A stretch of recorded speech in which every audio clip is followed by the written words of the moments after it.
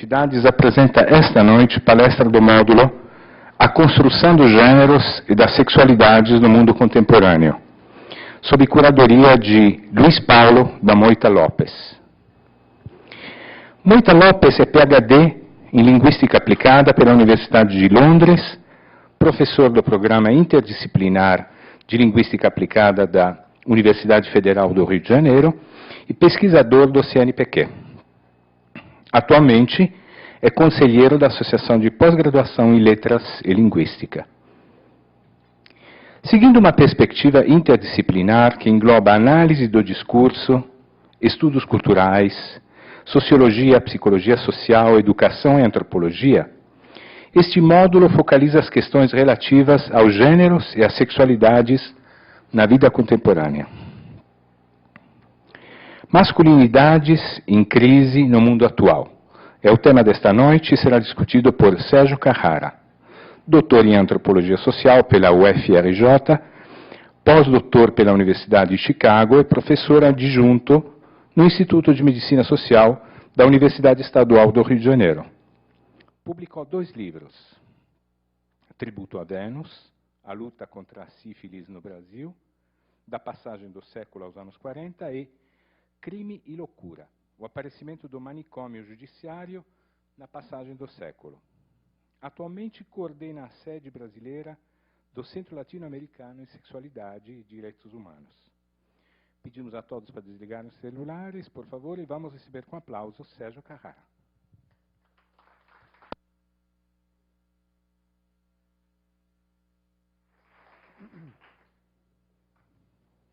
Bom, antes de mais nada, eu vou desligar o meu celular, que eu acho que ainda está ligado.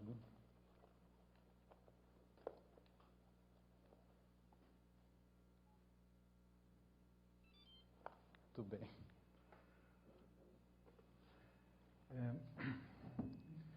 Boa noite a todas e todos. Eu não sei se se os palestrantes que me antecederam usaram essa expressão todas e todos para se endereçar à plateia. Eu vou voltar a ela, eu acho que ela tem uma importância na discussão sobre masculinidade. E eu queria apenas agradecer o convite por estar aqui com vocês hoje. Queria acrescentar alguns dados na minha modesta biografia. De fato, é um prazer estar aqui, porque eu estudei em Campinas, fiz a minha graduação toda na Unicamp, em Ciências Sociais. Nasci a 80 quilômetros daqui, então, de fato, me sinto em casa em Campinas e voltando. É um enorme prazer, portanto, estar aqui com vocês hoje para falar do tema das masculinidades e da crise no mundo atual. Eu queria começar a discutir com vocês a própria ideia de crise, né? Eu não gosto muito da expressão crise, né? Eu acho que ela já implica um viés interpretativo e valorativo sobre processos de intensa e rápida transformação social, né? Geralmente é uma forma de se referir a esses processos, de um certo modo, avaliando tais processos, né? Ele tem um forte, quer dizer, a ideia de crise está sempre conectada a atitudes alarmistas, né? Então a gente tem as famosas crises dos valores, crise moral, crise social. Então me parece que a primeira questão é um pouco relativizar a ideia de crise quando se trata de masculinidade, né?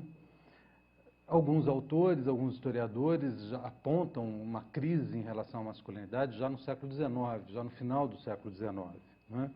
Quando o movimento feminista começa a contestar mais diretamente, né, algumas prerrogativas masculinas tradicionais, principalmente, apenas para dar um exemplo, o direito de voto, né, que era restrito aos homens, no Brasil até a década de 30. Né? Então, se do ponto de vista histórico, se a gente quer usar a palavra crise, essa crise da masculinidade teria que ser remetida a pelo menos o final do século XVIII, né?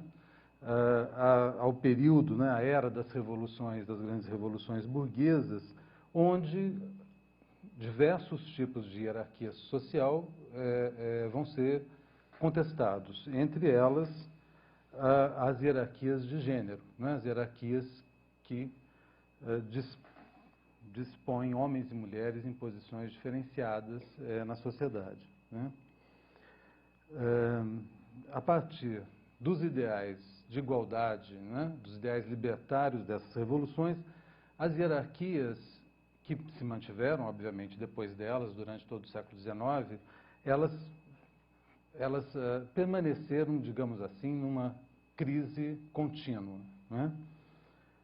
Elas se mantiveram apenas através de um exaustivo e eterno trabalho de justificação, né? Ou seja, a partir do final do século XVIII, qualquer hierarquia tinha que ser justificada para se manter, né? A ciência, como vocês talvez saibam, a ciência teve um papel fundamental no século XIX para justificar as hierarquias a partir do pano de fundo da igualdade, né? Ou seja, a partir do final do século XVIII, todos passam a ser iguais, né? E a única desigualdade concebível era aquela desigualdade baseada na natureza, né?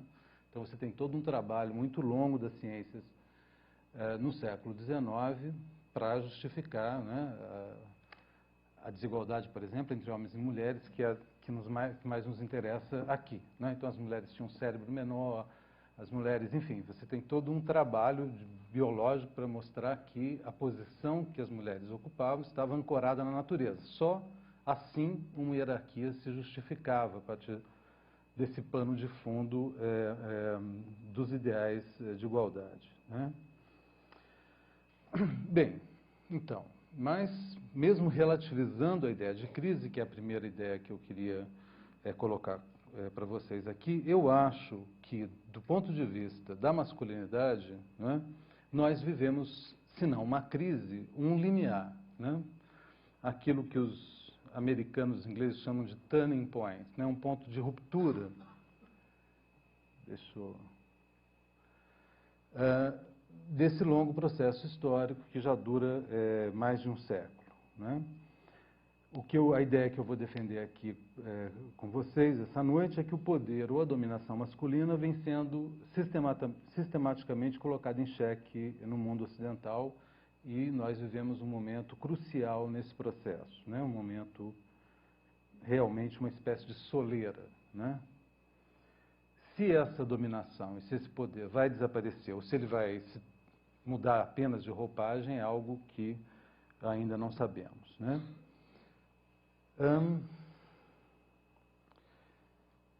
Então, bom, eu vou tentar trabalhar esse processo de intensa transformação a partir de 3 aspectos que estão conectados, do meu ponto de vista, né? O primeiro é a visibilidade de uma identidade de gênero masculina equivalente à identidade de gênero feminina, né? Eu vou me ater sobre esse aspecto. O segundo ponto diz respeito a, uma vez que essa identidade se torna visível enquanto identidade de gênero, ela vai começar a passar por um processo de fragmentação contínua, que é o segundo ponto que eu gostaria de discutir com vocês. E, finalmente, o terceiro diz respeito à autonomização dessa identidade em relação ao corpo e ao desejo dos sujeitos, né? E eu estou aqui trabalhando desejo como sinônimo de orientação sexual. Nós vamos esmiuçar cada um desses aspectos, né? Bem, eu não sei até que ponto vocês estão familiarizados com o conceito de gênero. Eu sei que esse ciclo de debates, de palestras, já vem trabalhando com esse tema, mas sei também que a plateia é bastante variável, já me disseram, né, não há uma continuidade, então me pareceu interessante pelo menos chegar numa definição básica de gênero para a gente poder prosseguir com essa apresentação, né? Eu vou trabalhar aqui gênero como um conceito que diz respeito, primeiro, à hierarquia social, a um tipo de hierarquia social, que posiciona homens e mulheres diferencialmente no mercado de trabalho, na família, na escola, ou seja, é uma forma de organização do mundo social, né? Isso é o primeiro sentido de gênero que eu gostaria de reter com vocês aqui.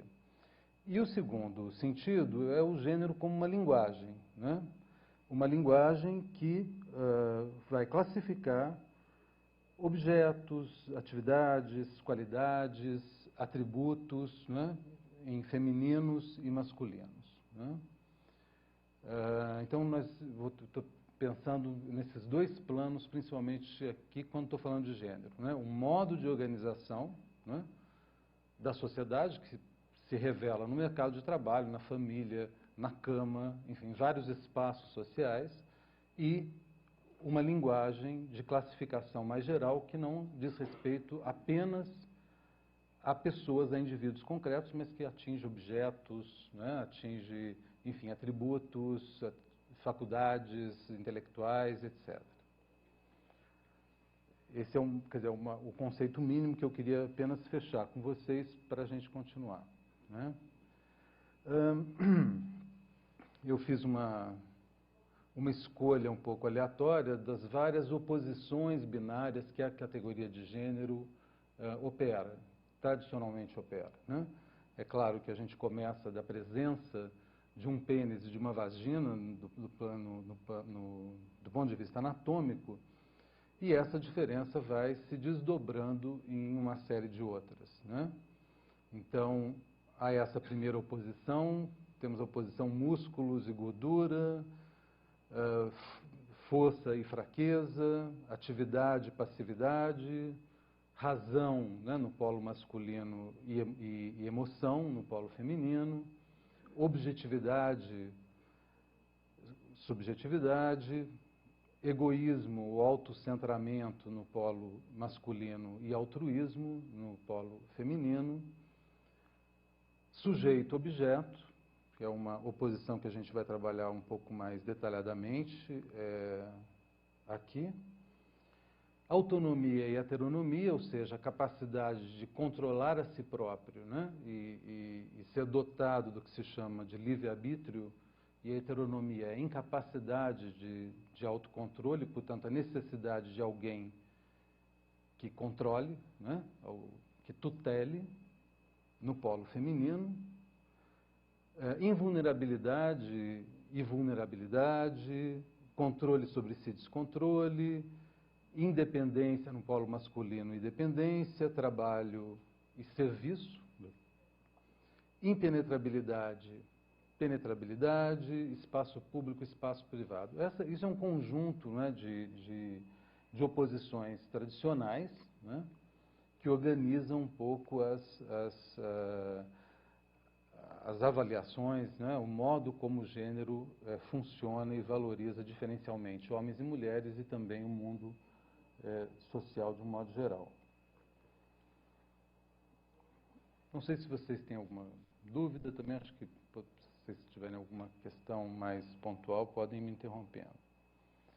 Então, voltando aos 3 pontos iniciais que eu vou abordar aqui, né? Apenas retomando. O primeiro deles diz respeito à visibilidade, né, de uma identidade de gênero masculina. O segundo ponto diz respeito à fragmentação dessa identidade. E o terceiro ponto diz respeito à autonomia dessa identidade em relação ao corpo e ao desejo. São esses 3 aspectos que eu vou abordar aqui. Então, vamos começar pela visibilidade, né?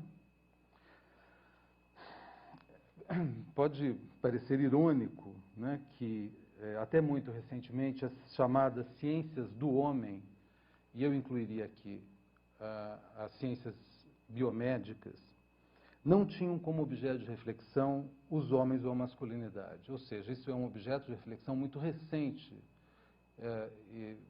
inclusive no plano das ciências sociais, né? E, para mim, essa é a emergência contemporânea da masculinidade e dos homens como objetos de reflexão que podem ser lidos como um sinal mais evidente do fato de estarmos num momento liminar, né, como eu disse anteriormente, né, nessa espécie de soleira, nesse longo processo de transformação do próprio poder masculino. Eu não vou me ater aqui à crítica feminista, mas a crítica feminista apontou a exaustão, né, que do ponto de vista do gênero, ao homem sempre se reservou a posição de representante da espécie, né? Não se tratava de uma identidade de gênero em relação a uma identidade apenas, né? Uma identidade de gênero em relação a uma outra, a uma identidade feminina, né?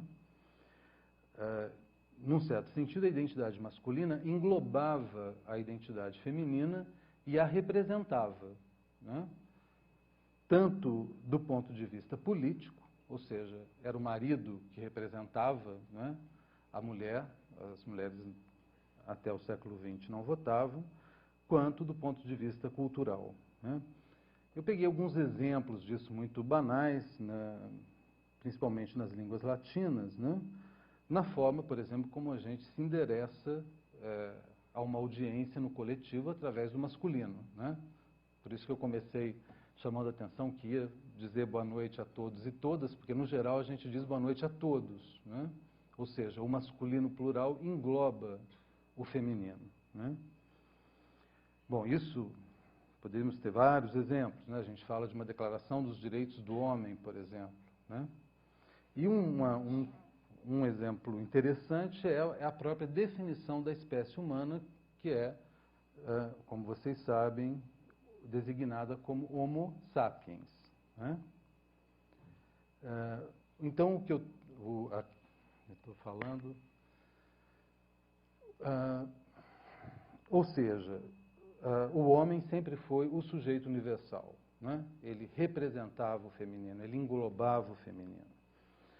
Eu acho muito interessante essa discussão sobre o Homo sapiens. Tem uma historiadora que chama Londa Schwanger, que é uma historiadora feminista, que reconstrói, né, retoma a história de como surgiu, como Linneu, que foi o grande classificador das espécies, chegou a essa designação no século XVIII, no século XVII, de fato.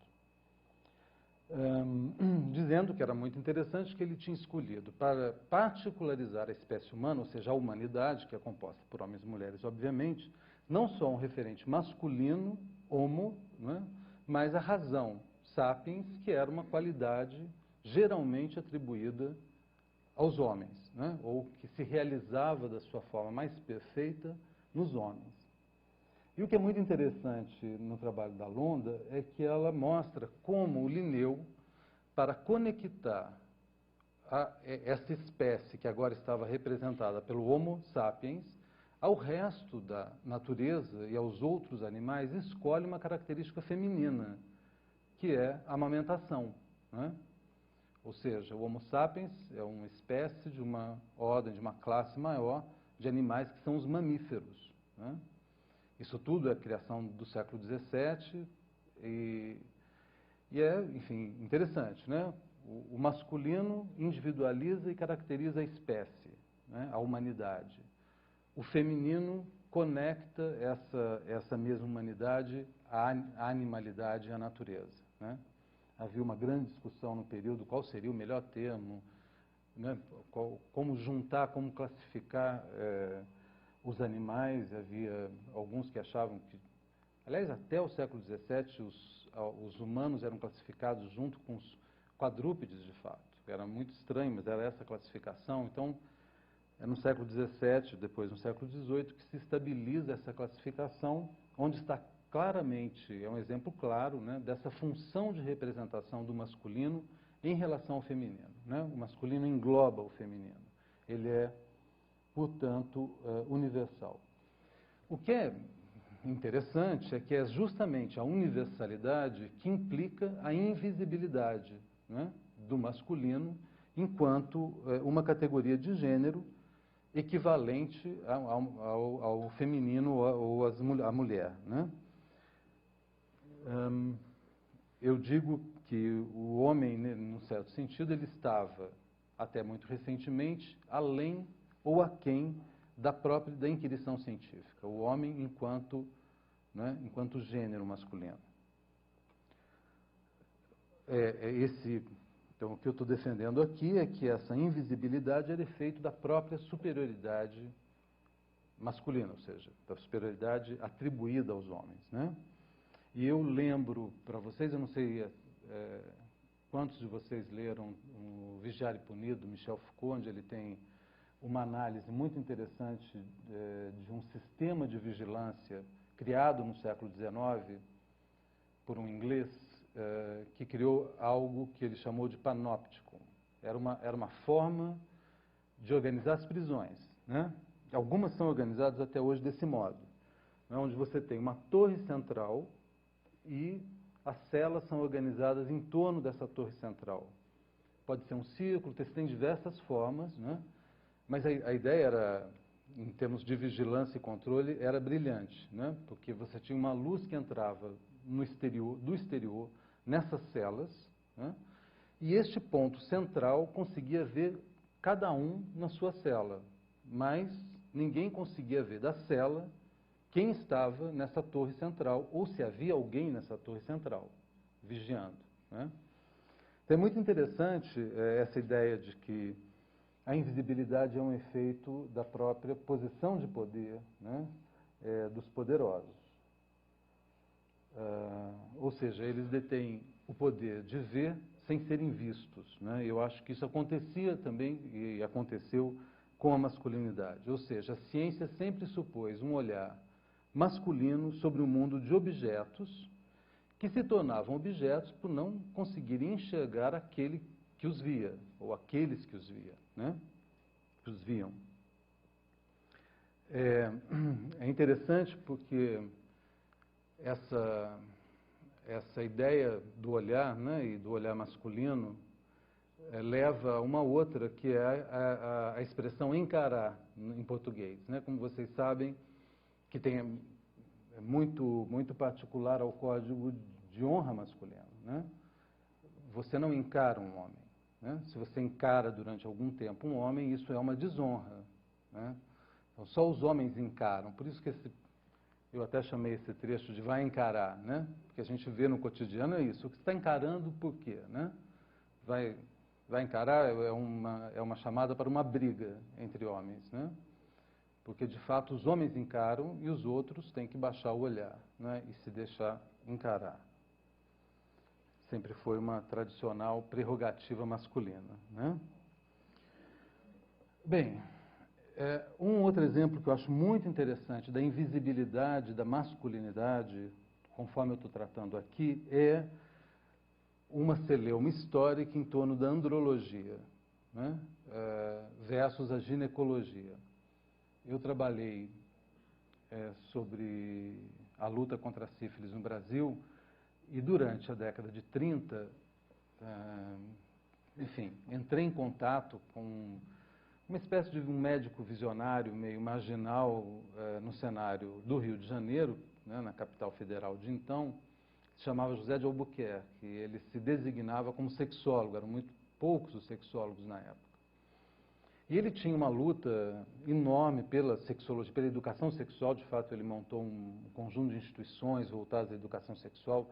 É um pedaço da nossa história muito pouco conhecido e muito interessante. Para vocês terem uma ideia, no Rio de Janeiro, durante pelo menos a segunda metade dos anos 30, se chegou a comemorar o Dia do Sexo, que era no dia 20 de novembro, aliás, foi. Claro, era o sexo para a raça, para a nação, não tinha nada a ver com erotismo, né? Era uma coisa bastante médica, mas isso era uma das iniciativas do José de Albuquerque, mas ao lado da iniciativa relativa à educação sexual, a outra iniciativa dele era uma luta pela criação de uma andrologia, né? E o raciocínio dele era muito simples, num certo sentido, que ele dizia, bom, desde o século XIX nós temos uma ciência das mulheres. Nós temos uma ginecologia. Na década de 30, a ginecologia já era uma especialidade consagrada da medicina. Você tinha cursos de ginecologia nas escolas de medicina. E o que eles perguntavam era, por que não há uma andrologia? E aí ele vai entrar numa briga que é muito interessante com os urologistas, a urologia era a especialidade médica que, de algum modo, monopolizava os problemas sexuais masculinos, desde impotência, algumas doenças venéreas, e continuam indo para os urologistas. Né? Não sei se vocês têm informação sobre isso, mas os urologistas ainda controlam essa área. E o José de Albuquerque dizia, olha, mas há uma confusão aí. Né? Por quê? Os urologistas tratam do sistema urinário. Embora haja o sistema urinário e o sistema sexual ocupem uma mesma região do corpo, eles não são a mesma coisa. Então não há por que os urologistas tratarem dos problemas sexuais masculinos. Né?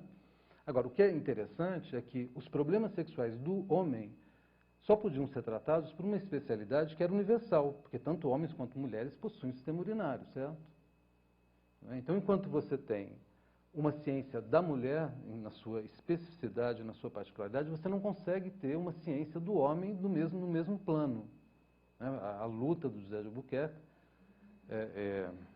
Hoje, neste momento, estamos vivendo, com Viagra e etc., uma recolocação de uma andrologia no campo médico. Mas até hoje não foi uma ciência que tenha vingado como a ginecologia. E vocês sabem, bom, enfim, podemos depois discutir um pouco todos os problemas de saúde ligados à inexistência de uma ciência dos problemas sexuais masculinos. Mas o ponto que eu quero levantar aqui é esse, que essa disputa entre andrologia e ginecologia, ela revela muito bem que o homem só poderia ser objeto de uma ciência que era universal, que não particularizava, como a ginecologia particulariza e particularizou as mulheres. Não há um ginecologista para homens, mas há, obviamente, urologistas tanto para homens quanto para mulheres.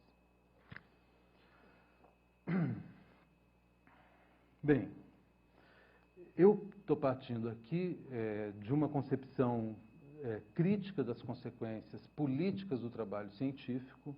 Então, para mim, a emergência de estudos sobre masculinidade, ela deve ser considerada como uma espécie de sintoma de um processo mais amplo de desarticulação e de corrosão do poder masculino. Para mim, esse é o primeiro ponto, é o sintoma mais evidente, mais marcante desse limiar.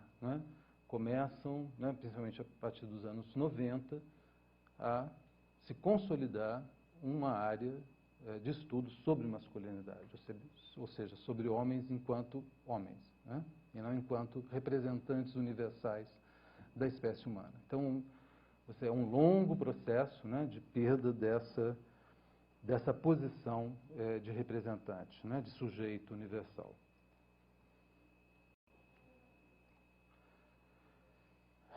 Bem, então, conforme eu tinha dito, no momento mesmo em que essa identidade masculina se visibiliza, ela se fragmenta. Hoje em dia, os antropólogos, os sociólogos, eles vão falar de masculinidades e não de masculinidade. É o segundo ponto que eu gostaria de trazer aqui para discussão com vocês, e queria começar a discutir esse processo de fragmentação a partir da ideia de que a identidade masculina, ela, mesmo, enfim, num período bem anterior ao século XX, ela sempre esteve cindida em duas versões muito diferentes. Uma versão que eu chamo de agonística, uma versão ligada à morte, e uma versão domesticada, que eu chamei aqui de o modelo arquétipo do guerreiro e do pai de família, né? Essas duas dimensões sempre estiveram presentes na configuração da identidade masculina, né? Então, falando na fragmentação, eu vou começar por aí, que eu acho que é uma das mais básicas, né?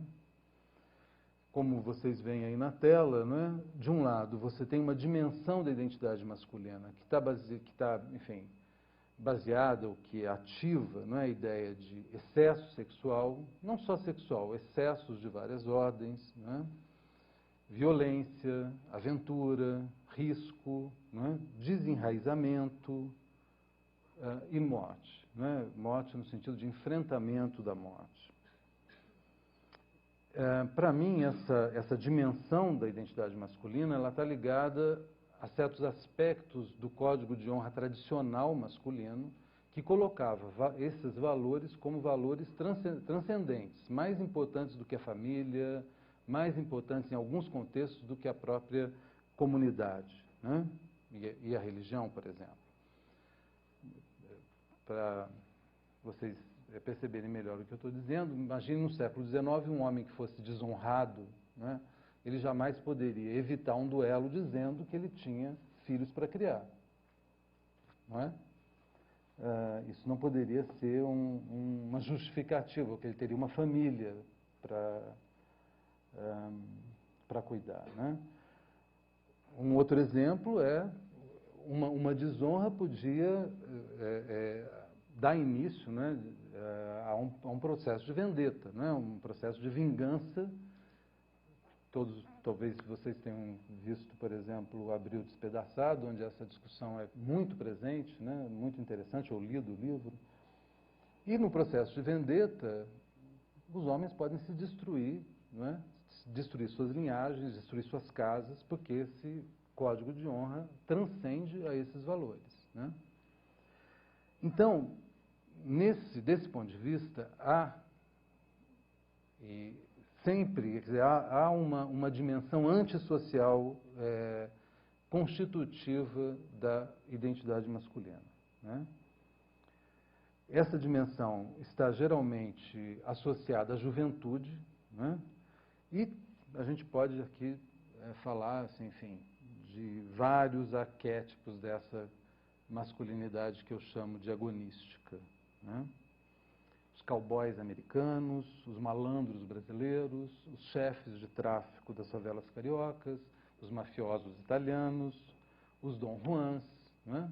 Eles são heróis ou anti-heróis. No geral, eles são heróis e anti-heróis simultaneamente, né? Eles não constituem família, eles andam, eles são justiceiros, eles são desterritorializados, para usar uma linguagem do Guattari, Deleuze, né? E eles se opõem a outra dimensão, que é uma outra dimensão fundamental, que é a dimensão do pai de família, né? Do provedor, que aí você tem todos esses trabalhador, pacato, previdente, doméstico ou domesticado pelas mulheres, né? Essa versão da masculinidade, ela tem algo de feminino num certo sentido, né? Quando você opõe a versão do guerreiro, embora a versão do guerreiro tenha algo de profundamente antissocial, né?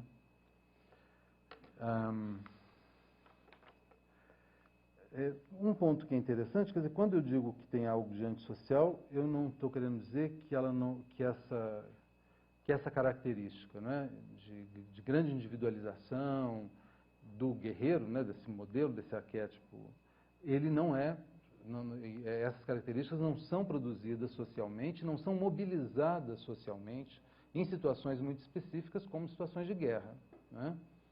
Mas, de algum modo, essa dimensão da masculinidade se coloca numa relação muito tensa com a própria reprodução social, né? Mesmo que ela seja funcional em alguns contextos, né, de crise profunda, por exemplo, numa guerra, etc., né?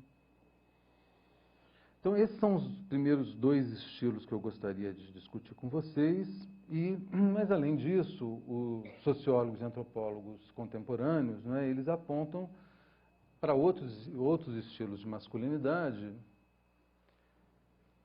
que se constituem a partir da relação entre esse marcador de gênero, masculinidade, agora visível, né, com outros marcadores sociais, como idade, geração, classe, raça ou orientação sexual, né? Ou seja, estilos de masculinidade se sucedem na vida de um indivíduo ou na vida de uma sociedade, né, e se relacionam enquanto masculinidades hegemônicas e masculinidades subalternas, ou seja, elas se hierarquizam, né? O que vale dizer é que as identidades masculinas não são construídas apenas em relação de oposição ou complementariedade ou de simetria às relações, às identidades femininas, mas também há outras identidades masculinas, né? Bom, então, a identidade masculina, para mim, ela projeta versões concorrentes de si mesma, né, dispostas, é verdade, sobre um contínuo cujos polos são tipos ideais de masculinidade e feminilidade, né? Então, no polo, como a gente viu naquele conjunto de oposições, né, no polo da masculinidade, você tem o sujeito por excelência, a autonomia, a agência, o livre-arbítrio, e no polo da feminilidade, o objeto, o descontrole, a heteronomia, a penetrabilidade. Então você tem dois polos, mas as identidades masculinas elas se dispõem entre esses dois polos, né? Então você tem várias identidades. Eu trouxe assim, algumas correlações entre esses outros marcadores sociais de idade, classe, raça e orientação sexual, e o modo como, na interação com a masculinidade, você vai ter a projeção de diversas masculinidades. Eu já falei um pouco da juventude, né, marcada pela sexualidade, pela masculinidade que eu chamo de agonística, né, essa masculinidade que flerta e tem que flertar, né, com risco, com a morte, com excesso, né? Ao longo das trajetórias individuais dos homens, né, você tem um processo de distanciamento desse aspecto, desse estilo de masculinidade para assumir o outro, né, o pai de família, o pacato trabalhador responsável em relação à sociedade, né? Sabemos muito bem que esse processo é um processo complicadíssimo, né, que muitos não conseguem passar de uma versão da masculinidade para outra, né? E alguns homens acabam presos numa ilusória eterna juventude, como vocês também devem saber no próprio cotidiano, né? Conforme a idade avança, você vai tendo, né, a construção de outras identidades masculinas, né? Alguns valores e atributos masculinos não são mais sustentáveis a partir de uma certa idade, né? E você tem aí uma construção de uma masculinidade que incorpora várias das características tradicionalmente atribuídas à feminilidade, né?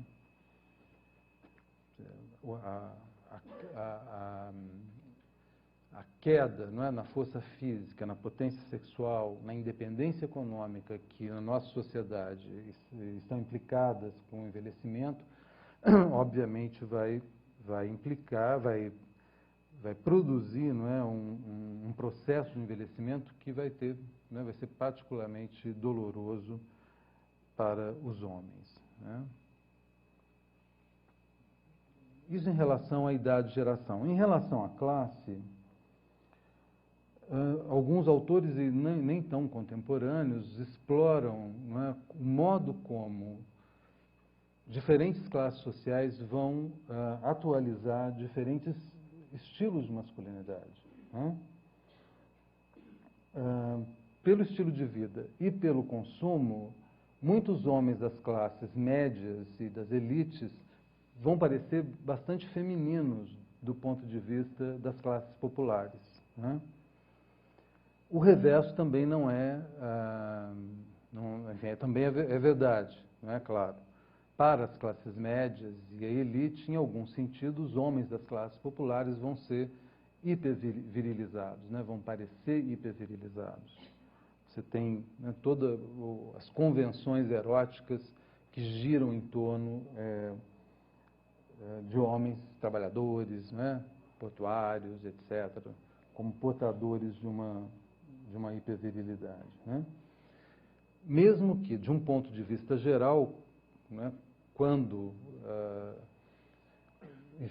de um ponto de vista geral, quando se fala de hierarquia de classes, muitas vezes a linguagem do gênero vai ser acionada para hierarquizar as classes sociais e atributos tradicionalmente voltados ao feminino vão ser acionados para classificar as classes populares, né? Não têm autocontrole, são imprevidentes, são menos racionais, né, do que as elites.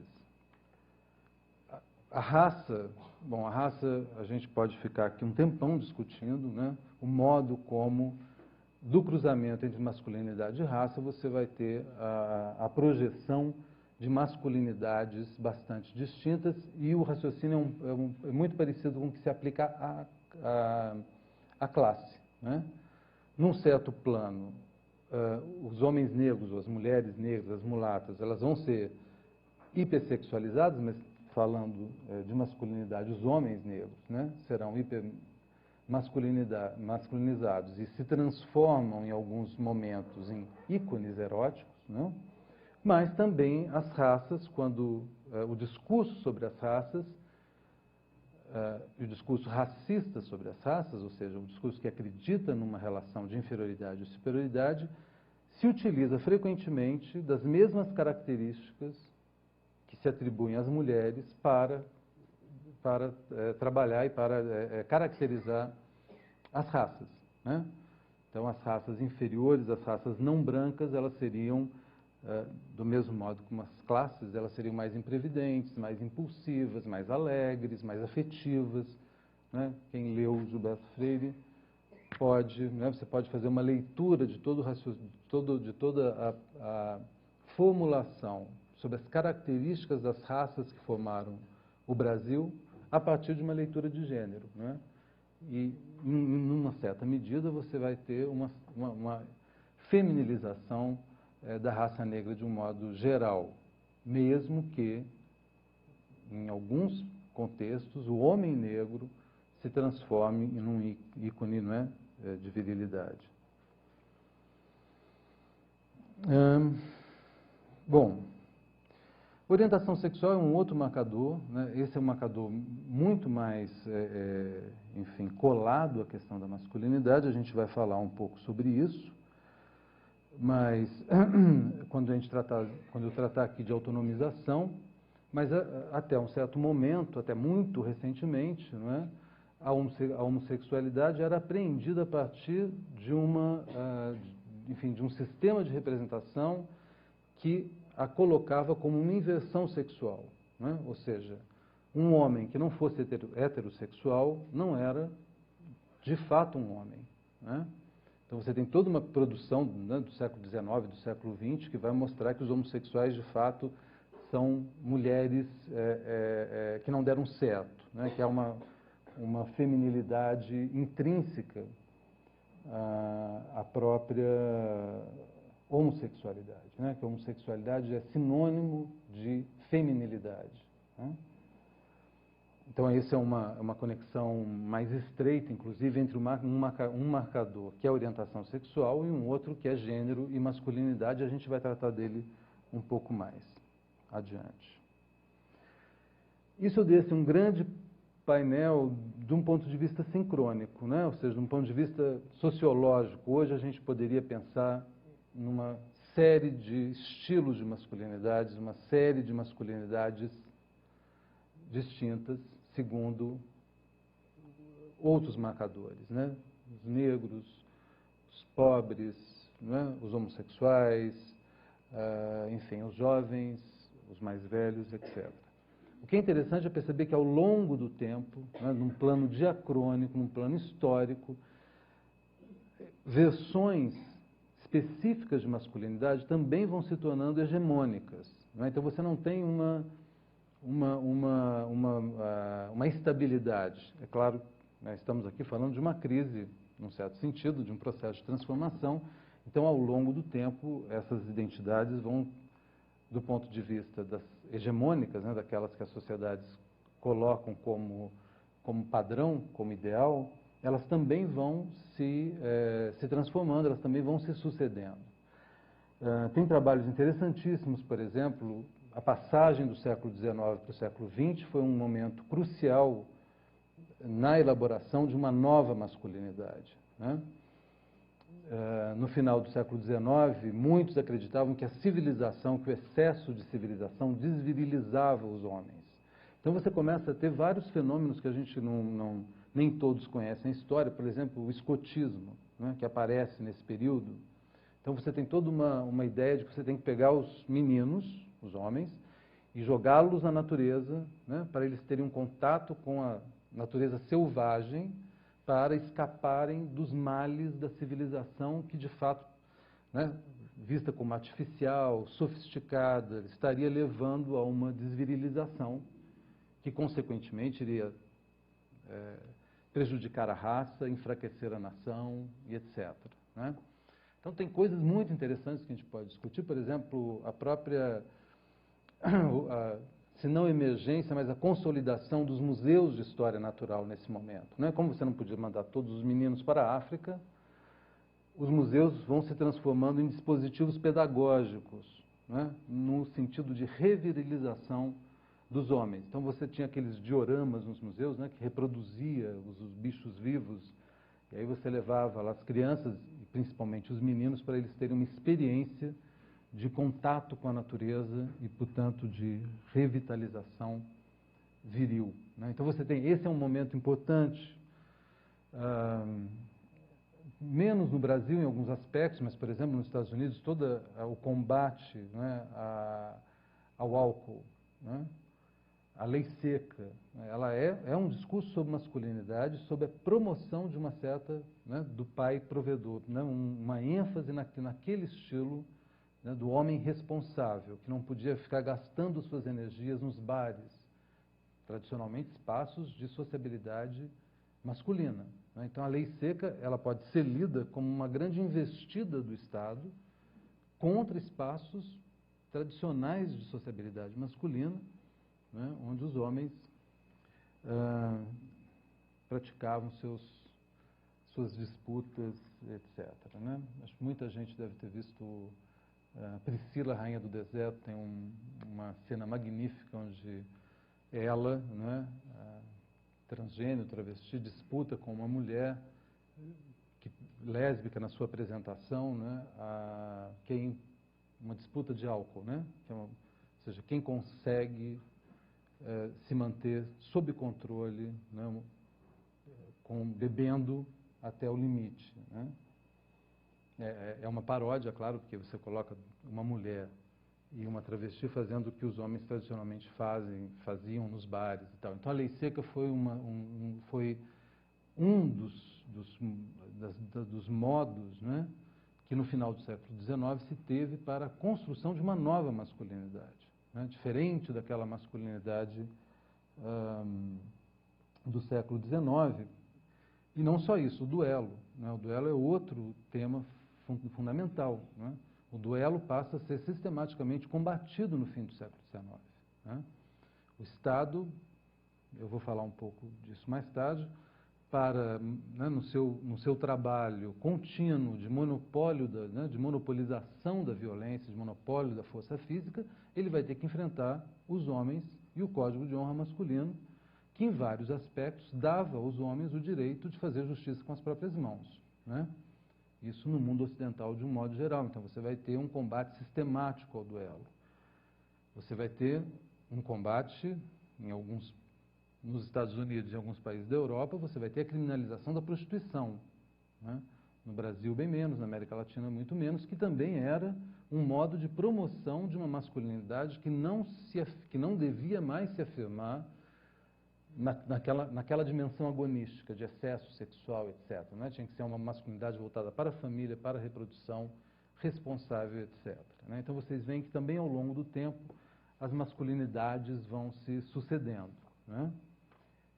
Claro, estamos aqui nesse momento discutindo um ponto de ruptura, né, e uma passagem que me parece evidente para um padrão muito mais igualitário, com valorização da paternagem, envolvimento masculino na gravidez, enfim, tem vários elementos, além dos que eu já estou aqui citando, a visibilidade, da própria visibilidade da masculinidade, né, apontando esse processo de transformação.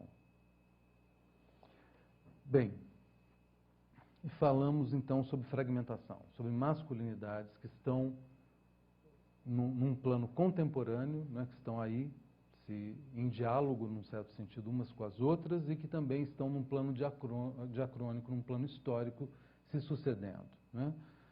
Que era o segundo ponto que eu queria trazer para vocês, que era o da fragmentação. Então eu vou agora passar para o último ponto. Eu não sei como é que está meu tempo.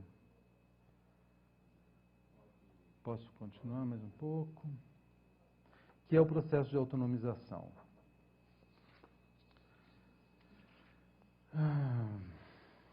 Bom, me parece que a masculinidade está cada vez mais se transformando num referencial estético, num estilo de vida que pode ser incorporado em diferentes graus por corpos com genitália feminina ou masculina, com orientação homossexual ou heterossexual, né?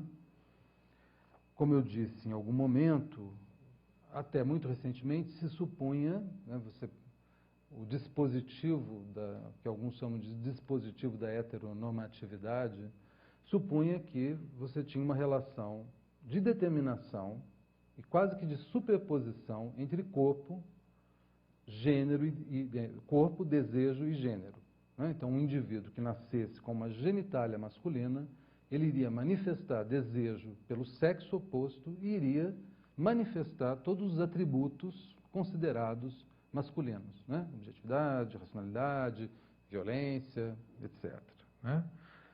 Bom, essa conjunção, que era quase que uma confusão, num certo sentido, porque uma coisa determinava a outra, né? Ela passa, a partir da década de 60, principalmente, a se desconfigurar, digamos assim. Essas dimensões começam a se separar, né? Bom, isso, é claro, principalmente, um ponto fundamental é a pressão do movimento de mulheres, né, do feminismo, que vai contestar que aqueles atributos que se diziam masculinos eram, né, masculinos, que as mulheres não teriam acesso a eles, né? A velha ideia de que a anatomia não é destino, né? Então o movimento feminista parte dessa ideia, né? Então não é porque você nasce com uma vagina que você vai virar uma dona de casa ou vai, não é necessariamente ser afetuosa, blá, blá, blá. Então já houve aí um primeiro descolamento entre anatomia, não é, e gênero, entre sexo anatômico e gênero. Isso vai continuar no meio feminista, pelas intelectuais feministas, que vocês devem conhecer, muitos de vocês, né, que vão refazer todas as teorias biológicas do século XIX que, né, naturalizavam o feminino, que ancoravam o feminino no corpo, né, e vão mostrar que, de fato, isso eram construções para justificar a desigualdade, como eu dizia, né, e não verdades científicas incontestáveis, né. Essas versões, essas naturalizações do feminino e do masculino, elas continuam existindo, elas continuam proliferando. Então, vocês acompanham um pouco a discussão sobre lateralização cerebral, como é que as mulheres usam mais um lado do cérebro, os homens, né? Então, usam outro. Então, você tem, essa tendência continua, né? A ideia de que o sexo determina o gênero, né? Que o uso de um determinado lado do cérebro mais frequentemente vai determinar certas características, qualidades e atributos do sujeito, né? Mas o feminismo é que faz essa primeira desconexão entre anatomia e gênero enquanto uma construção social, enquanto um conjunto de valores, etc. O movimento gay, na década de 70, ele faz um outro movimento interessante, né? Porque ele desvincula o gênero, é o primeiro, né? É o início dessa desvinculação, me parece, o gênero do desejo sexual, né? Então, na década de 70 aparece a figura de um gay viril, de um homossexual viril, né? Do que se veio a se chamar gay, uma identidade gay.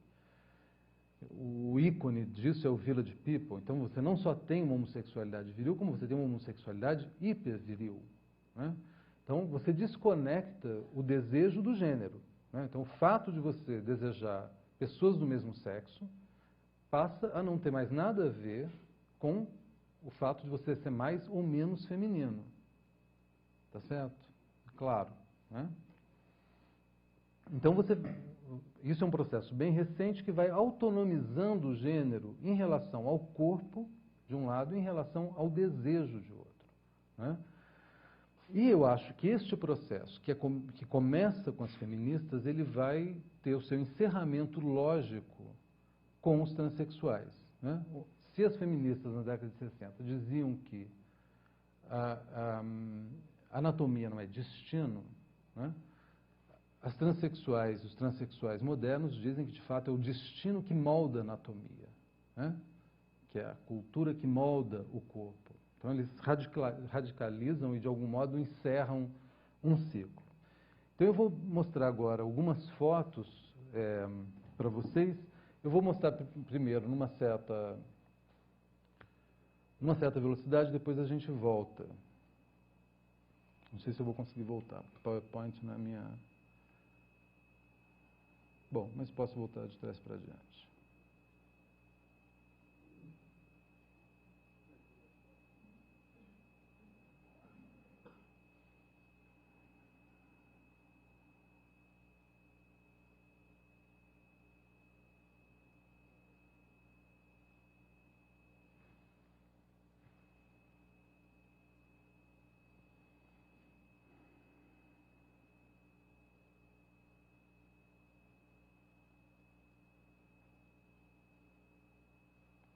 Bem, vocês viram um conjunto de pessoas, né, de transexuais.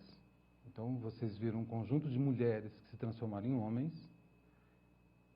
e de homens que se transformaram em mulheres. Eu vou voltar agora as fotos ao contrário, para vocês poderem perceber esse fato, porque eu tentei fazer um pouco rápido para que realmente... Aqui são...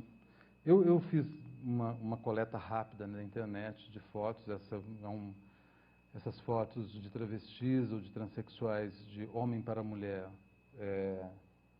Depois a gente pode discutir a diferença de transexual e travesti. De fato, é um site de travestis na França durante um concurso de beleza, de Miss alguma coisa. Tentei não pegar fotos eróticas ou coisas do gênero. Mas vocês podem olhar com mais calma. Estou trazendo essas fotos como exemplo de autonomização, né? Que claro que é uma autonomização que não prescinde do corpo, né? O corpo continua sendo fundamental, mas ele passa a ser bastante maleável, né? Para incorporar performances de gênero diferentes, né? Ainda travestis. Aqui começa a série do que é chamado de XX Boys, né? Que são mulheres originalmente e que decidem, ao longo da sua vida, se transformar em homens, enfim, porque se identificam mais com homens. Também vem de um site, é muito interessante porque você tem não só todos os ícones da masculinidade que vão sendo incorporados, como barbas, né? Como também os outros objetos que estão todos ligados à masculinidade, como vocês podem ir olhando, né? É claro que esse é um processo longo de transformação corporal, que envolve hormônios, envolve cirurgias, né?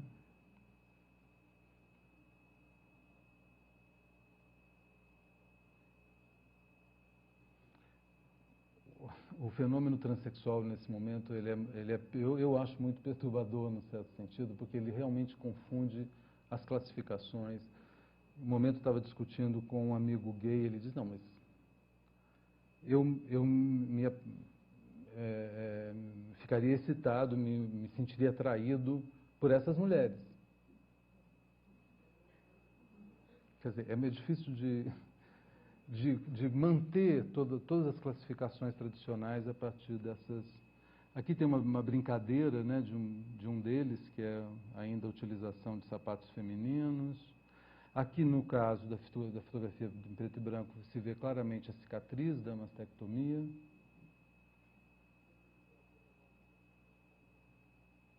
Aqui também você tem alguma cicatriz visível na fotografia em preto e branco.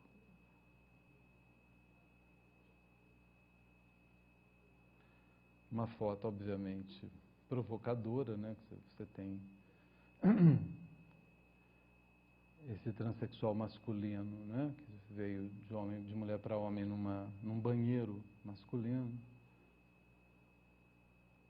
Aqui também é bem evidente, bom, além da performance masculina da foto colorida, né? A operação, né? A cicatriz.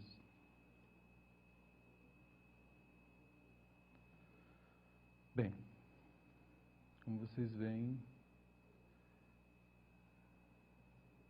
chegamos a um ponto de desconexão bastante grande entre corpo e orientação sexual. Aliás, em muitos antropólogos, sociólogos que trabalham com transexualismo mostram que não há nenhuma correlação necessária entre orientação sexual e transexualidade, ou seja, muitas mulheres que se transformaram em homens, elas se sentiam atraídas por homens enquanto mulheres e continuaram a se sentir atraídas por homens enquanto homens, né?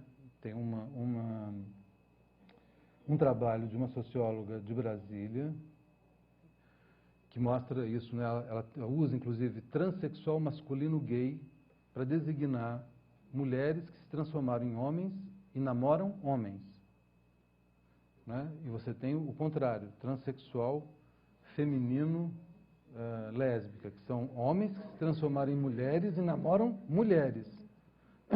Ou seja, a opção por um determinado gênero não tem nada a ver, necessariamente, do ponto de vista desses indivíduos, com a sua orientação sexual. Embora, no caso brasileiro, onde você tem ainda muito precariamente a possibilidade de operações de transgenitalização em alguns hospitais públicos, né, a orientação sexual continua sendo fundamental para os médicos e para os psicólogos para construir a figura do ou da transexual, né? Ou seja, para que uma pessoa que é um homem, quer se transformar numa mulher, consiga uma operação, ele tem que dizer que ele é atraído por homens, né? Porque a homossexualidade continua sendo um elemento fundamental para que os médicos concluam que há uma incongruência de gênero e autorizem a operação, né? É um processo muito longo para que essa operação seja autorizada. Eu não sei se continuo mais. Bom, acho que vou fechar por aqui. Eu tenho 3 pontos que a gente pode ficar para discussão, que eram as correlações, que era como entender esse processo, que tipo de conexões sociológicas a gente pode fazer. Eu penso esse processo de visibilização, autonomização e fragmentação, ou seja, de transformação e, num certo sentido, de corrosão do poder masculino, relacionado a 3 planos, né? O plano político ligado à sociedade civil, movimento social, movimento gay, feminismo.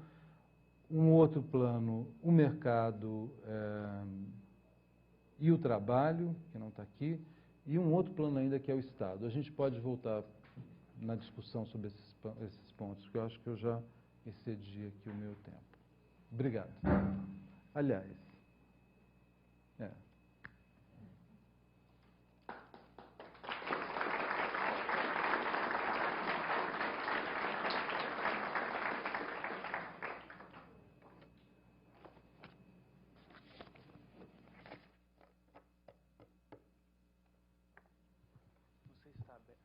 Tá, podemos...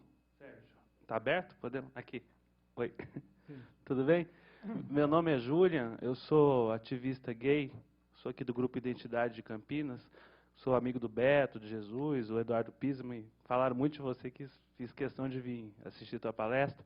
Eu queria que você desenvolvesse um pouco essa ideia da masculinidade e da identidade gay. porque hoje, com essa crise da masculinidade, há uma pressão para o macho heterossexual desenvolver características que seriam atribuídas ou às mulheres ou aos homossexuais. Mais delicadeza, elegância, refinamento, ternura, etc. E com isso começam a surgir essas categorias meio publicitárias, né?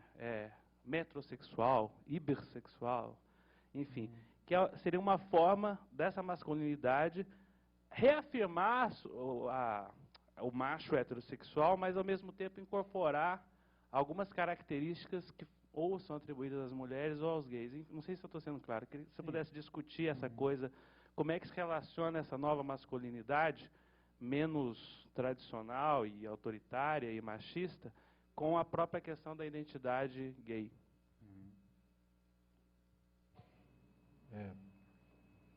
Respondo. Quer dizer, um ponto central para mim é que nesse processo de autonomização, a masculinidade se transforma cada vez mais num estilo de vida, né, presente no mercado, num certo mercado de estilos de vida. E assim como a feminilidade, né, eles se desincorporam, digamos assim, inclusive se distanciam do desejo, né? Então, o fato, para mim, não sei se você concordaria, mas eu acho que é da mesma ordem, né? Você escolher um corpo que performativamente, né, se apresenta como de um gênero ou de outro, ou você escolher uma profissão, né, que é tradicionalmente feminina, passa a não querer mais dizer nada sobre a sua sexualidade, sobre a sua orientação sexual, né? Então, de fato, eu acho que o fenômeno é parecido, assim como você tem transexuais. Os transexuais confundem a cabeça da gente, mas que são heterossexuais no ponto de partida, né? E que se transformam em gays porque eles mudam o seu corpo, mas, né? Você vai ter homens que vão poder pegar características de um estilo de vida mais feminino e atualizarem, né? Não há mais nenhuma né, relação automática entre uma coisa e outra. Eu acho que é um bom exemplo desse processo de autonomização, que é mais evidente, mais, digamos, num certo sentido chocante até, quando você faz uma intervenção no corpo, mas que pode ser intervenções de outra ordem, né? Pode ser intervenções no vestuário, nas atividades, né? Então, a impressão que eu tenho é que esses valores de masculinidade e feminilidade, eles começam a se oferecer como estilos que as pessoas podem ou não aderir, e podem, inclusive, mudar, né, ao longo do tempo. Eu estou falando de gênero, né? Não estou falando de orientação sexual. Não sei o que você acha, mas... Eu acho que há uma conclusão, é que às vezes... Não, eu concordo com você, eu acho que o movimento é o mesmo.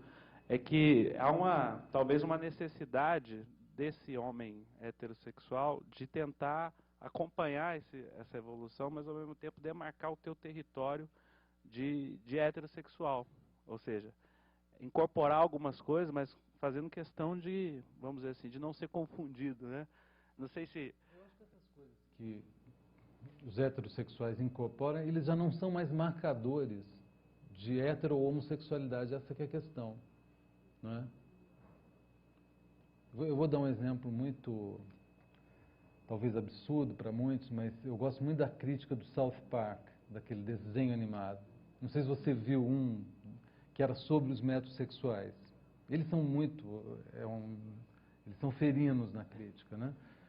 É aquela cidadezinha do interior dos Estados Unidos e, de repente, os homens todos começam a se transformar em metrosexuais, né? Então, começam a se vestir com roupas fashion, né? Com os cabelos, tarará, as criancinhas, todos os homens. As mulheres, no início, começam a achar maravilhoso, porque eles começam a ficar mais limpos, mais educados, mais, né, simpáticos, etc. Mas aí, com o tempo, elas não vão suportando aquilo, porque eles só falam de roupa, de cabelo, entendeu? De cosméticos e etc. E elas começam a ficar meio preocupadas, não tanto pela questão da performance sexual, mas porque elas não aguentam mais aquilo. E Isso começa a incomodar as mulheres. Tem um homossexual, tem um gay no South Park. O gay se sente roubado, né? Ele dizia, mas isso eram as nossas coisas, entendeu? E estão virando, né, enfim, eram as características que a comunidade desenvolveu e agora... E eles são muito engraçados, né? Porque frente a essa oposição, eles começam a se organizar, os metrosexuais, e fazem uma parada metrosexual, né? Muito engraçado em relação a... Mas, enfim, isso é uma piada.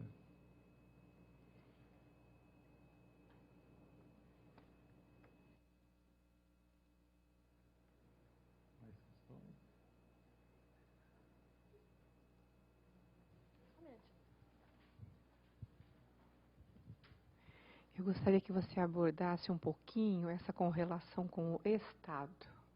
Sim. Então, eu acabei nem me atendo muito a isso, porque eu até quando falei do duelo, né, da lei seca, do controle da prostituição, eu até entrei um pouco nisso. O que me parece é que há uma certa versão romântica, que aquelas antigas superestruturas jurídico-políticas, que agora a gente não sabe mais o que viraram, né? Porque não tem mais essa relação de infra e superestrutura que o marxismo estabelecia, elas de algum modo reproduziam o poder masculino, né? Numa certa dimensão isso acontece, né? Claro, os homens votam, etc, etc. Agora, num outro plano, há uma que eu chamo uma queda de braço secular entre o Estado e os homens. Eu percebi isso quando fazia meu trabalho sobre a luta contra as doenças venéreas no Brasil e a sífilis, as chamadas doenças venéreas, né? O grande problema do ponto de vista, porque o Estado, ele vem, os homens estão lá com seus códigos de honra, que envolve, né, a honra das mulheres, o controle sexual das mulheres, etc, etc. E o Estado, mesmo que dirigido por homens, né, ele se baseia, né, na defesa de valores outros, né, a defesa da raça, naquele período lá da década de 30 que eu trabalhava, né, a defesa da nação, né, o nacionalismo e etc. E essas coisas vão entrar em choque com certos aspectos da masculinidade, né?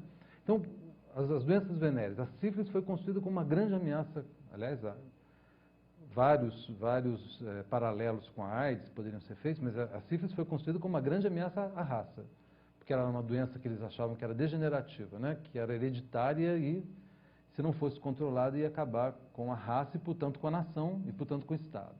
Então, você tem toda uma política em relação à sífilis que passa, inicialmente, pelo controle das prostitutas. Zoneamento, saneamento, etc. Agora, você não consegue fazer isso, uma erradicação e um controle, sem que os homens mudem seu comportamento. Então, os homens, isso não é dito no material. Mas é o grande limite do poder do Estado por exemplo, nesse aspecto, no caso desse contexto, né? Aí você fica imaginando, quer dizer, o que os médicos, alguns dizem, os homens têm que assumir a sua responsabilidade, estou usando a linguagem da época, a sua responsabilidade biológica. Aí tem um que escreve assim, eles têm que entender que os seus testículos não são deles, os seus testículos são do Estado, certo? Os seus testículos são da nação. Eles têm que entender isso. Bom, as mulheres também, né? O Estado também diz para as mulheres que os úteros, né? Se você pensar até a Segunda Guerra Mundial, os úteros são úteros da nação, né? Bom, essa é uma discussão interessante, mas não tão explícita como era naquele momento. Só que os homens, como é que você ia chegar, né, para um senhor rural, um chefe local, que era um Estado dentro do Estado, e chegar e dizer, não, você agora não pode ver prostitutas, né? Esta masculinidade de ter várias mulheres e tal, acabou, porque você tem que assumir sua responsabilidade biológica. Os médicos defendem que isso seja feito. Agora, isso é um impedimento. Então, o Estado, o Estado moderno, né, para ele capilarizar a sua ação, ele tem que acabar com um certo poder masculino, né? Ele tem que transformar essa masculinidade e você vai ter toda a primeira metade do século XX essa grande luta. Nos Estados Unidos, a lei seca, no Brasil, o saneamento da prostituição, né? Você vai tendo... Isso nunca é explicitado, né? Em pouquíssimos momentos alguém diz, o nosso problema são os homens. Enquanto eles não mudarem, não vai ter controle sobre doença sexualmente transmissível. Hoje em dia se fala explicitamente isso, né? Se você pega as discussões sobre AIDS, isso está explícito, que aliás é um outro sinal de uma mudança, né? Enquanto os homens não usarem camisinha, não adianta você atuar só sobre as mulheres, que é uma relação, né? Então você não vai conseguir controlar. Os homens têm que se preocupar com a reprodução, têm que se envolver, têm que ter uma paternidade responsável. É Cairo, né? A declaração de Cairo lá de 94. Se os homens não se envolvem nos processos de reprodução, nada vai mudar. As mulheres vão continuar tendo filhos, os homens têm que ser chamados. Agora, isso significa destruir um certo modo de exercício do poder masculino, né?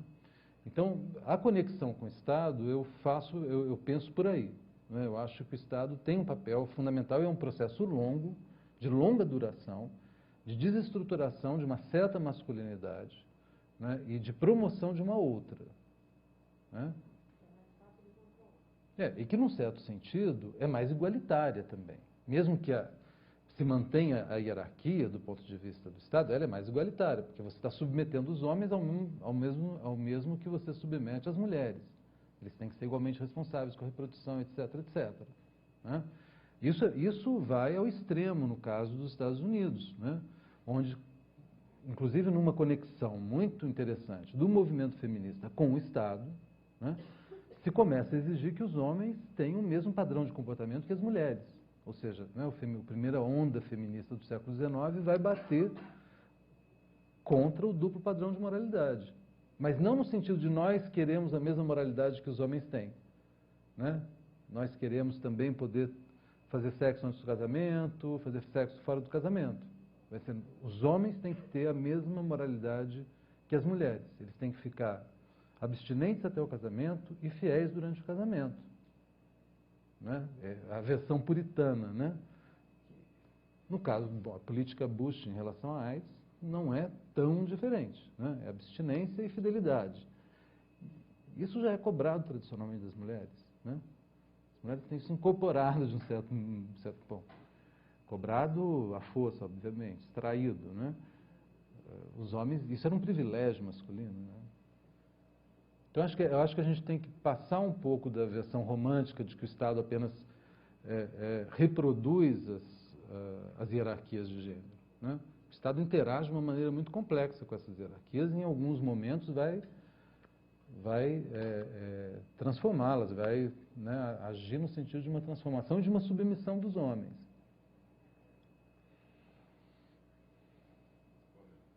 Tudo bem?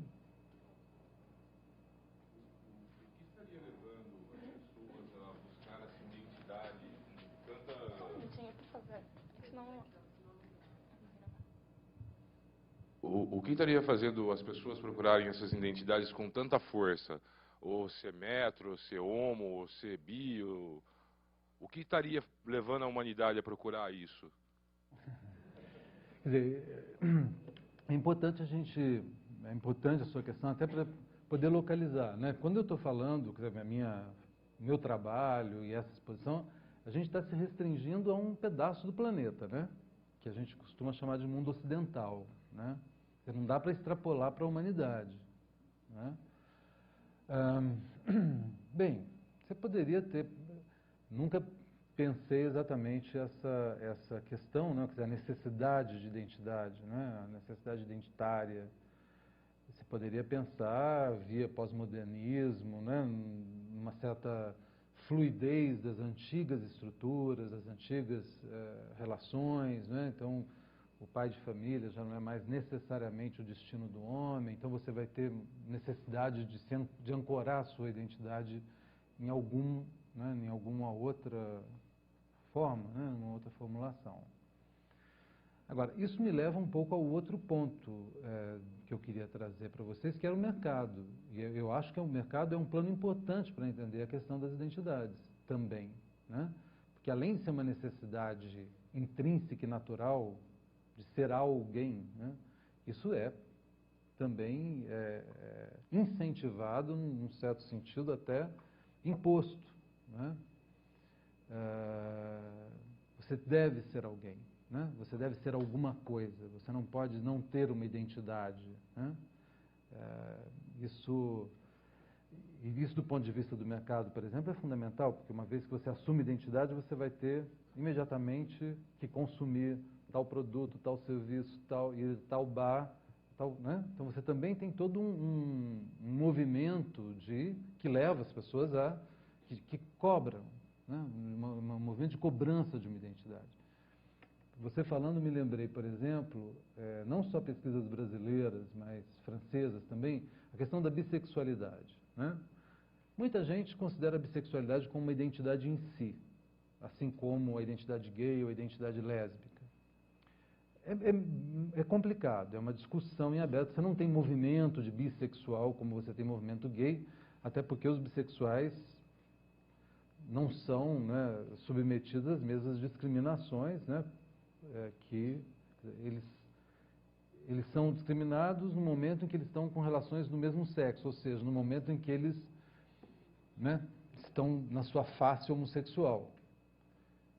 Há uma discriminação dentro do próprio movimento, dentro do próprio mundo gay, em relação à bissexualidade, né?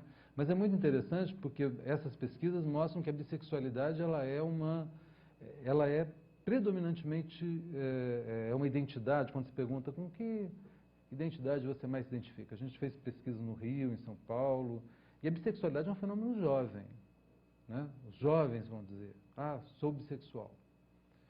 No Rio, em 2004, eram principalmente as mulheres, inclusive, né? Mas isso também já estava presente em pesquisas feitas na França em 83. E é engraçado, aí uma das hipóteses desse sociólogo, que chama Michael Pollack, que fez essa pesquisa em 83 na França, na década de 80, era de que você tinha, ao longo, né, da idade adulta, quando a entrada na idade adulta, você tinha diversos pontos no campo social que cobravam uma definição dos chamados. Ele via a bissexualidade como uma não identidade, como uma identidade ambígua, né? E que, num certo sentido, num certo plano, ia ser desfeita por todo um conjunto de forças que vão fazer com que a pessoa assuma alguma identidade, né? Mas, enfim, é uma discussão.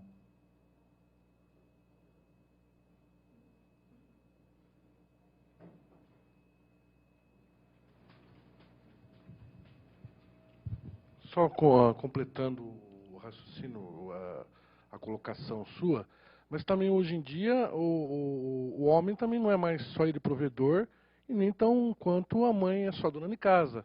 Isso reflete na educação dos filhos, que no futuro você muda essa questão cultural de ser macho ou não macho, não é por aí?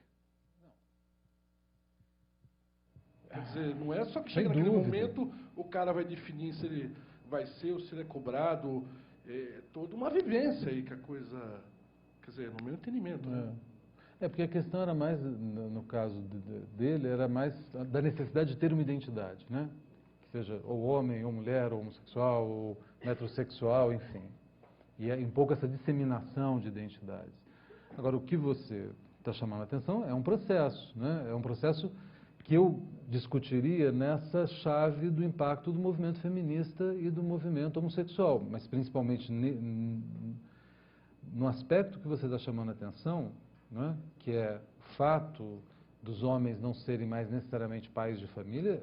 O impacto do feminismo foi fundamental. Quer dizer, você tem aí um século de luta das mulheres para terem um lugar no mercado de trabalho, para ter um lugar nas profissões, né, que vai, de algum modo... Ou seja, o homem não precisa ser o pai de família, porque a mulher pode ser o pai de família, certo? Porque elas também têm um emprego, porque elas também têm um trabalho, elas também têm um salário. Não é? Então, essa mudança no mercado de trabalho, né, nas profissões e tal, isso eu imputo principalmente, é claro que você tem questões históricas pontuais, você tem o impacto da Segunda Guerra, né, que joga as mulheres em grande massa para o próprio mercado de trabalho, mas né, o próprio feminismo aí é a grande força impulsionadora, né, de questionar esses espaços onde as mulheres não entravam, né, nas profissões, etc. Né, muda completamente a posição das mulheres no mercado de trabalho. Né, isso vai levar com que pai de família não seja mais o destino único, natural, provedor, né, seja a dimensão fundamental da identidade masculina. Né?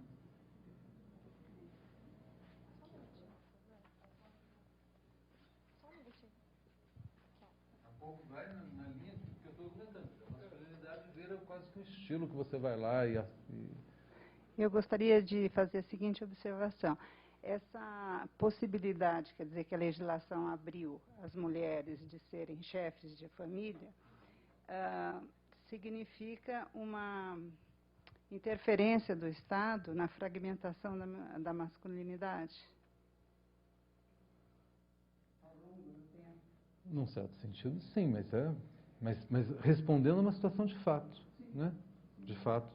Ou seja, as mulheres já estavam no mercado de trabalho, já estavam sustentando suas famílias. Quer dizer, exatamente. Uma fragmentação de masculinidade. E tirou essa expressão, né? O chefe de família, que estava nos códigos, né? Que estava no Código Civil, que agora já não está mais, que estava no censo, né? A ideia do chefe de família. Então, eu penso que essa correlação do Estado aí está muito forte na absorção pela legislação dessa situação fática. Claro, quer dizer, durante um certo tempo você tinha uma desconexão, né, entre a família que estava no código, a família que, né, e a família de fato no Brasil, né? Tanto é que o reconhecimento pela Constituição de 88 de diversas formas de família é uma conquista crucial no Brasil, né? Você tem as famílias monoparentais, né? Que abre, inclusive, a possibilidade de reconhecimento de famílias de pessoas do mesmo sexo, né? Que você não tem mais um modelo de família na lei, né? na Carta Constitucional, mesmo que esteja se pensando que ou é heterossexual ou é monoparental, né? Mas se fala já de famílias, né? Ao reconhecimento, né, de formas distintas. Ao longo desse processo exatamente. de transformação, caracteriza a fragmentação. Obrigada. Professor, a pergunta é a seguinte. A cultura dos povos foi levando às necessidades de transformação. Não é?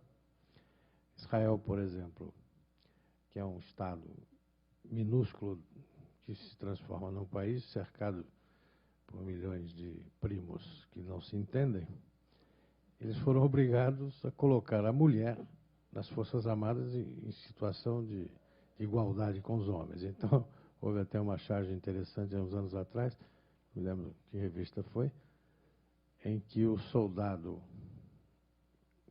assumindo o casamento com a mulher, ele, na mesma unidade que estavam, meu coronel, com licença, né?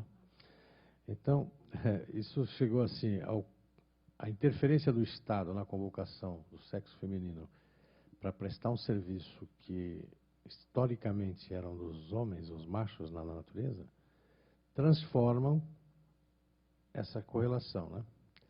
Por uma obrigação de autodefesa daquela comunidade, vamos dizer. Então, o Estado se vê obrigado, em situações de conflito, até a intervir. Essa é uma situação que modifica totalmente essa relação. Mas o que eu vejo que tem uma outra coisa que não é imposta pelo Estado, mas que é o modismo. Que as mídias, os meios de comunicação fazem questão porque estão infectados com o vírus e divulgam isso como uma coisa de normalidade, né? Antigamente, quando não se tinha televisão, você escutava pelo rádio, você não via a figura Agora recentemente proibiram o beijo na novela aí, né? Da Globo, de homem com homem. Então, situações temporárias, que daqui a pouco ninguém sabe mais quem é quem, né? Então ficou uma indefinição na estrutura do tecido, que eu acho que a qualquer momento a gente não sabe se eu estou dormindo com uma lésbica homem, né? De repente ela diz, não, peraí, não é bem isso. Eu me transformei, e eu já era homem, virei lésbica, mulher, mas o que acontece? Então, é um negócio meio estranho. Eu estou realmente perplexo com tudo isso, né? Eu só gostaria de saber onde isso vai desaguar.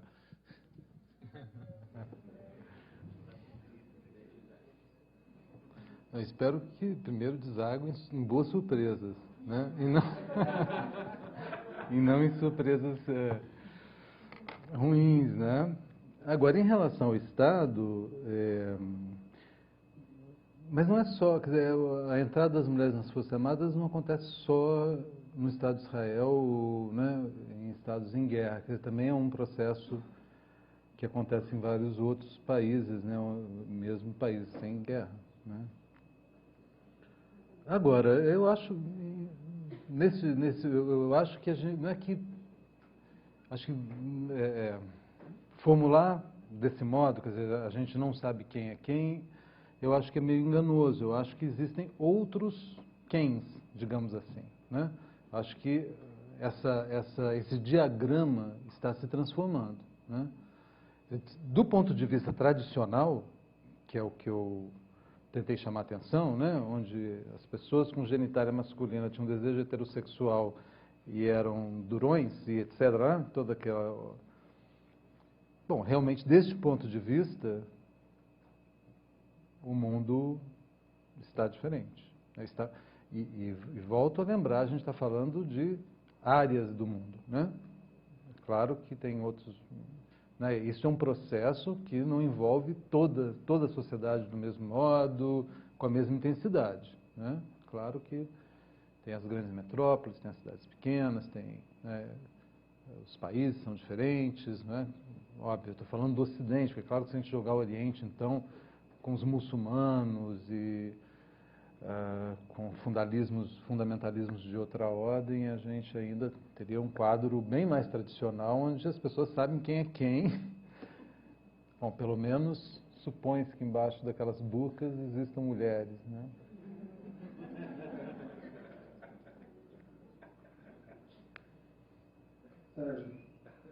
Aqui. Gostaria de saber, ao seu ponto de vista, a relação entre a mídia, né, na parte de promover uma certa ridicularização às partes envolvidas na relação entre iguais e, às vezes, atenuar essa relação também para se tornar uma forma mais singela de demonstrar ao público que existe uma relação sincera entre pessoas iguais e, transcorrendo dentro da minha pergunta também, a relação entre a censura que o governo, às vezes, ou as partes que controlam a mídia, impõem em relação a isso, essa transparência. Somando também a questão da religião, que vem castrar, né, essa relação. E com relação ao patrimônio, né, que as pessoas de mesmo sexo, estando unidas, têm aí a união estável, né, que garante isso. Eu gostaria de saber o seu ponto de vista, como você vê esses enfoques. Mídia, você está pensando em mídia televisiva, onde televisiva. Todo mundo tem acesso, né? Porque você está pensando na coisa do beijo gay, da novela? Da relação da novela entre iguais, sejam eles masculinos ou femininos, que essa mídia atinge basicamente todo o público e dá, assim, um enorme ibope, né? Em um comentário de modo geral. Bom, se você pensa o mercado de modo geral, né, eu acho que o mercado está o tempo todo antenado, né, nessas emergências de qualquer tipo de identidade. Qualquer esboço de uma identidade, o mercado está interessado em produzir, digamos assim, né? Porque você cria todo um consumo específico para aquele grupo, né? Mas não é bem disso que você está falando, você está falando da mídia, né? Da mídia, vamos pensar na mídia televisiva. É difícil assumir isso, mas a Globo, principalmente, né?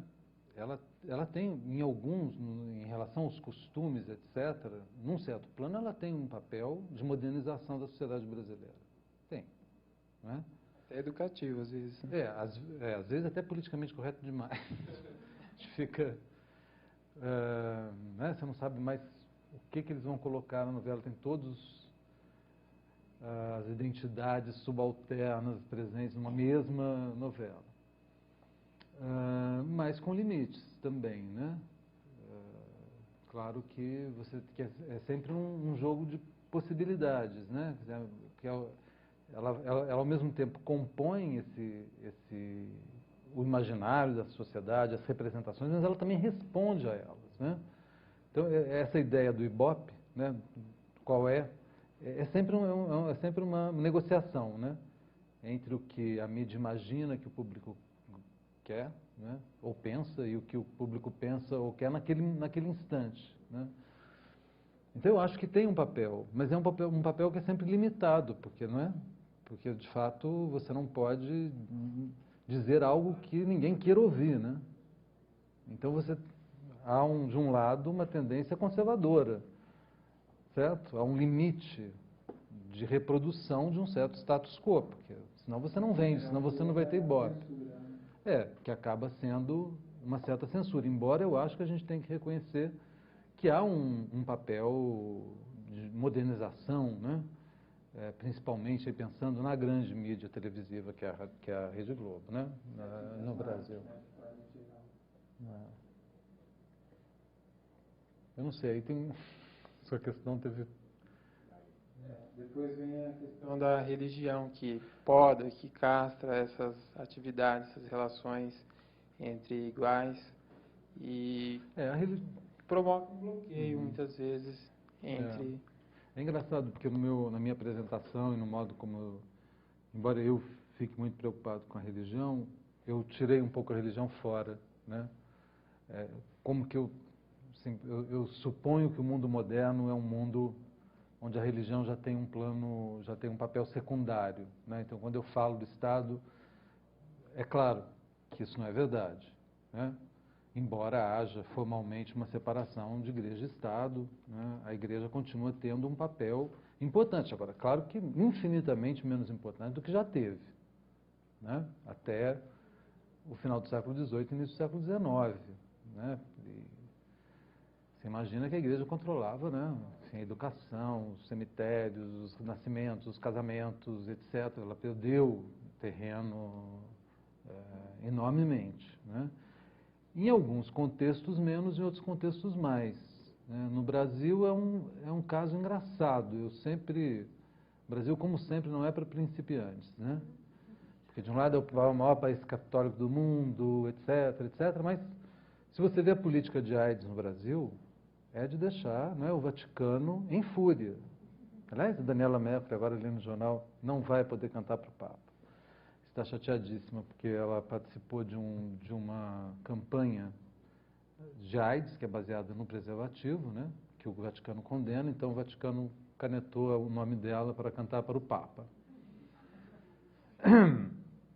Então você vê, não é? Quer dizer, o Estado brasileiro, num certo... Isso é uma coisa importante de trabalhar, eu acho que é muito pouco estudado, né? Porque existe assim aquele refrão, não, porque a Igreja Católica influência sobre o Estado. Agora, tem casos muito mais graves, digamos assim, de influência da Igreja Católica na América Latina, por exemplo. Principalmente quando existe isso dentro da própria igreja e vem a público, né? Aí quando isso surge... Até agora o caso... Eu nem estou pensando a homofobia dentro da igreja, né? E os papéis, como é que a igreja... Estou pensando mais na relação com as políticas e com o Estado, né? Outro dia eu estava discutindo o caso do Chile, né? Nosso vizinho. O Chile tinha uma lei de criminalização da sodomia que atingia homossexuais, gays, até a década de 90. né? O Chile foi, acho que, um dos últimos países do hemisfério a ter uma lei de divórcio. O Chile não tinha nem lei de desquite até a década de 90. Né? Enfim, você tem um peso da Igreja Católica, né? Num país como Chile, como Colômbia e até a Argentina, né? Que é maior. Quer dizer, parece que na Argentina foi na última campanha de AIDS que aparece um condom, uma camisinha, né? Então o Estado brasileiro é um Estado engraçado, né? Porque... no Brasil não, mas isso, quer dizer, mas não chega a atingir, por exemplo, a política de AIDS brasileira, né? Como chegou a atingir nos Estados Unidos, via Bush, etc. Né? Isso é uma coisa que a gente teria que pesquisar mais, porque tem muito, né, esse estereótipo do país católico, o peso da Igreja Católica. Agora, é até, se você compara com outros casos, até bastante laico o país. É engraçado isso. Que também é contrabalançado com a presença de religiões afro-brasileiras, né? Você tem uma composição interessante.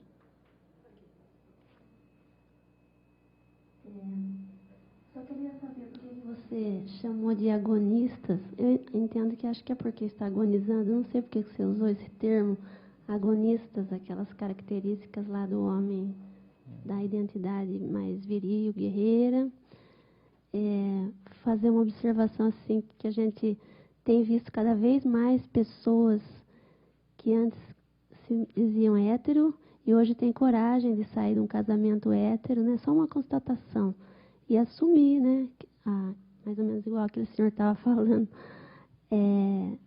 a homossexualidade, assumir uma identidade que às vezes carregou por anos, né? E também, assim, parece que existe um livro que fala de 21, não sei se é um psicanalista, um psicólogo que escreveu, que existem 21 identidades, até, acho que é o que ele estava... Não sei se você conhece esse livro.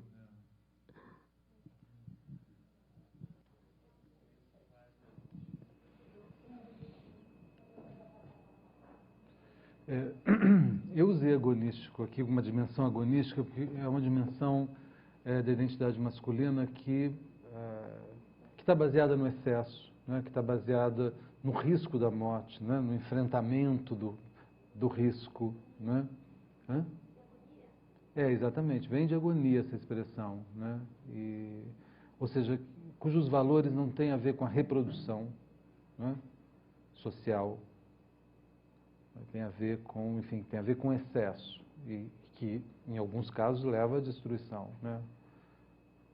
Ou seja, para o código, para essa dimensão, pelo menos da masculinidade, e não só da masculinidade, vários outros códigos morais, mas esse aspecto é marcado pelo fato de que muitas outras coisas valem mais do que a vida, né?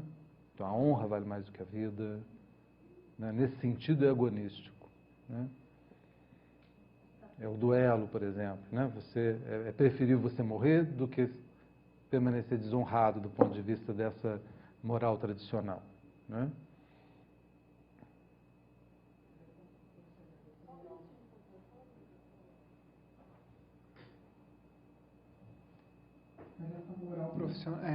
Essa moral que o senhor está impondo, ela vem mais do Oriente, não é?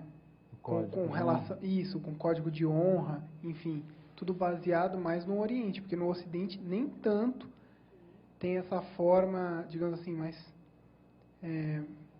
como posso dizer, imperativa, né? Isso é mais oriental, não é? Não, esse código de honra é o que eu disse, né? Ele esteve em vigência ainda, né, muito fortemente até o século XIX, né? No Ocidente, eu quero dizer, né? Esse era o código de honra masculino, né? Que tem um conjunto de características, né, ligadas à honra, né, ao modo de recobrar a honra, aos modos de perder a honra. Né? Então, isso é todo um código de honra masculino que também está presente no Oriente. Né? que passa pelo comportamento sexual das mulheres, né?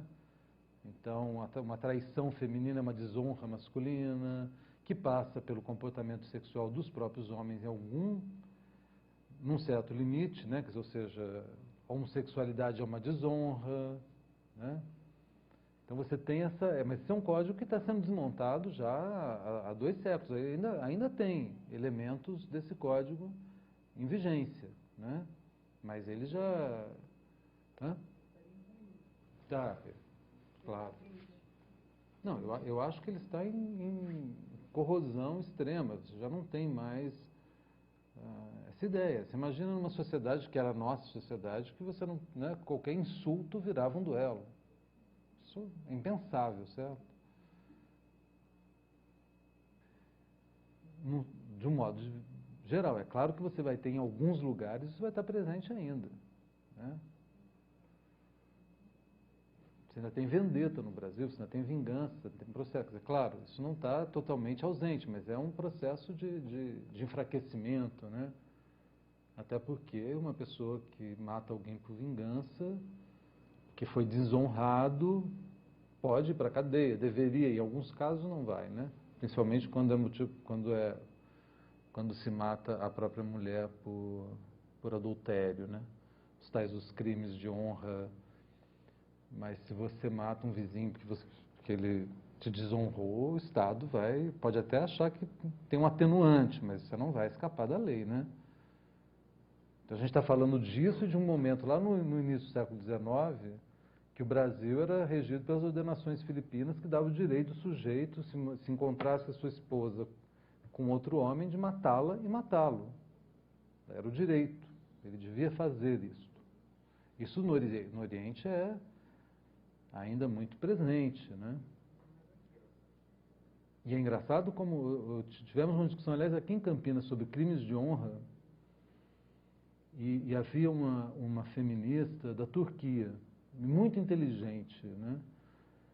E ela tem uma ONG na Turquia que trabalha com crime de honra e tenta resolver. Tem muitas mulheres, né, que são mortas e honra, assim, não é porque teve um caso com alguém, não, entendeu? É porque resolveu estudar não sei aonde, é porque resolveu não usar o traje tradicional. Quer dizer, a gente está falando de uma coisa bem mais, né? Teve o caso da nigeriana também, muçulmana, que teve um filho com uma outra pessoa, depois que já estava separado do marido. Isso foi considerado uma desonra pelo marido, né? Mas, enfim.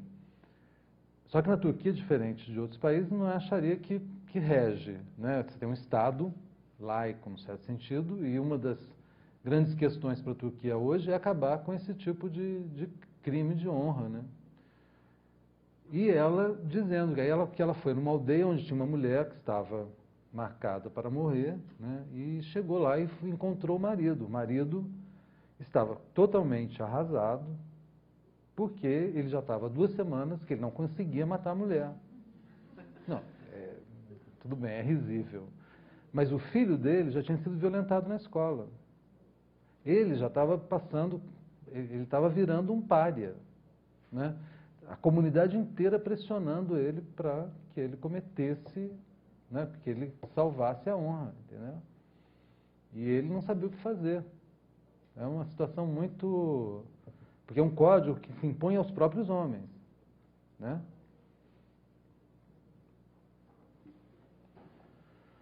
Gostaríamos, em nome de todos, né, de agradecer ao professor Sérgio Carrara por essa grande habilidade que ele teve de permitir-nos uma reflexão crítica e equilibrada sobre um tema tão complexo e delicado como é a crise da masculinidade no mundo atual.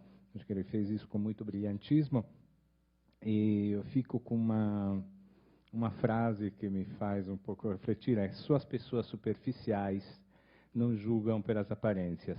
Isso me veio em mente quando estava vendo as fotos, né, que estavam sendo passadas aqui.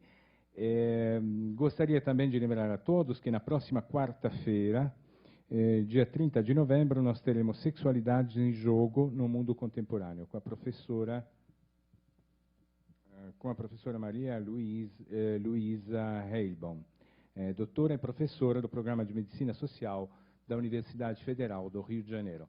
E quem quiser quem de vocês quiser esticar, né, à noite aqui junto com a gente, nós temos um programa muito interessante aqui de sarau no Café Filosófico. Gostaria de encerrar com um aplauso generoso para o nosso palestrante.